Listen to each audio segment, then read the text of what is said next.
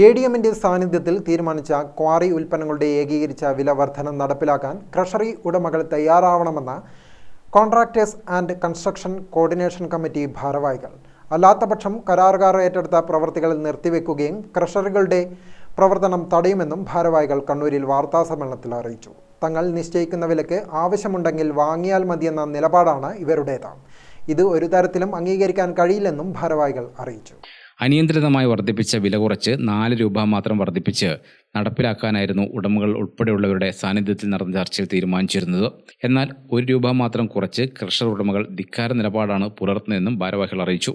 Private കരാറുകാരായാലും government കരാറുകാരായാലും എല്ലാം തന്നെ 2018 schedule rate വെച്ചിട്ടാണ് ഇപ്പോൾ പ്രവൃത്തികളെല്ലാം നടന്നുകൊണ്ടിരിക്കുന്നത്. അപ്പോൾ സ്വാഭാവികമായും ആ ഫണ്ട് കൊണ്ട്, ആ നിശ്ചയിച്ച റേറ്റ് കൊണ്ട് ഈ ഏറ്റെടുത്ത പ്രവൃത്തികളൊന്നും പൂർത്തീകരിക്കാൻ കഴിയില്ല.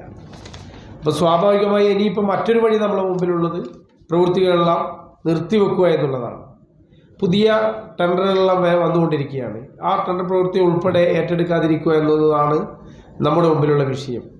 ഇപ്പം ജില്ലാ ഭരണകൂടങ്ങളായും ജില്ലാ പഞ്ചായത്ത് ഉൾപ്പെടെയുള്ള ഗ്രാമപഞ്ചായത്ത് ഉൾപ്പെടെയുള്ള സ്ഥാപനങ്ങളിലുള്ള വികസന പ്രവർത്തനം ആകെ നിശ്ചലമാകുന്ന ഒരു സ്ഥിതിയാണ് പൊതുവിലുണ്ടാവുക.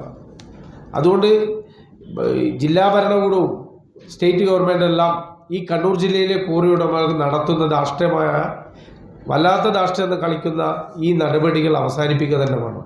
ഇവരുടെ ജില്ലാ നേതാവായിട്ടുള്ള ശ്രീകണ്ഠാപുരത്തുള്ള ക്വാളിറ്റി ക്രഷർ എന്ന് പറയുന്ന ഇവരുടെ ജില്ലാ പ്രധാനപ്പെട്ട നേതാവാണ്. അദ്ദേഹം പോലും ഇപ്പോൾ 37 രൂപക്കാണ് ഇപ്പോൾ സാധനം വെക്കുന്നത്. വാർത്താ സമ്മേളനത്തിൽ coordination convener A. Vijayan, coordination chairman T. Manoharan, K. Ratnakaran, P. Sasidharan, KP. Suresh Babu എന്നിവർ പങ്കെടുത്തു. ഗ്രാമിക ന്യൂസ്, കണ്ണൂർ.